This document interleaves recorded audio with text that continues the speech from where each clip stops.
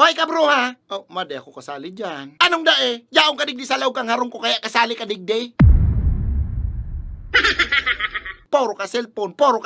Ano may kakirag-kirag ka naman dyan? Mayo man, ano naman si mama? Pumakaray ka. Kapag ako may naaraman na nagkikirag-kirag na dyan sa imo, kailaw kang payo kayo sa lubot mo, alam mo.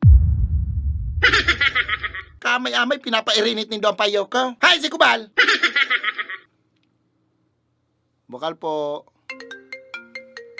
Luma. Ano? Ha? Iyon na sa nangara mong gibuhon? Ang lumantoag? Bakit pinapabakal mo akong suka? Kung gusto mong pirmi kang nasa lakwatsahan, pues diyan ka na umistar. Dahil ka na umulidig di sarong.